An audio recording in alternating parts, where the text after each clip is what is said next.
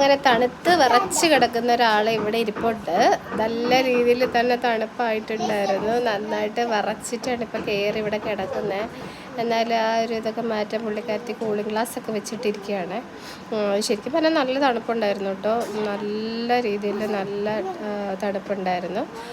എന്തായാലും ഈ ചൂടത്തുനിന്ന് നമുക്ക് രക്ഷപ്പെടാൻ ഏറ്റവും നല്ലൊരു ഓപ്ഷനായിരുന്നു വട്ടവട. അതുപോലെ അത് കഴിഞ്ഞിട്ട് ഇവിടെ രാത്രിയിൽ ഫയർ ക്യാമ്പൊക്കെ ഉണ്ടായിരുന്നു. അവിടെ കുറേ സ്ഥലത്ത് നിന്ന് വന്ന ആൾക്കാരൊക്കെ ഉണ്ടായിരുന്നു. കുറച്ച് പേരൊക്കെ ഞങ്ങൾ പരിചയപ്പെട്ടു. അവിടെ ഡാൻസും പാട്ടുമൊക്കെ ആയിരുന്നു. പിന്നെ ഇതാണ് നൈറ്റിൽ നമ്മുടെ സ്റ്റേ ചെയ്ത പ്രോപ്പർട്ടി.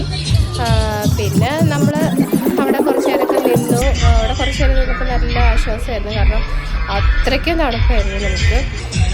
അതിന് ഞങ്ങളവിടെ കുറച്ച് നേരമൊക്കെ നിന്നിട്ട് അവിടെ ഡാൻസൊക്കെ കളിച്ച് കുറച്ച് നേരം.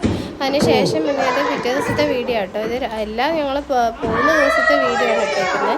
ഇത് പിന്നെ വെക്കേറ്റ് ചെയ്യുന്നതിന് മുമ്പ് ചെറുതായിട്ടൊന്ന് ആ ഗെയിമൊക്കെ കളിച്ചിട്ട് ഞങ്ങൾ പോയിട്ട്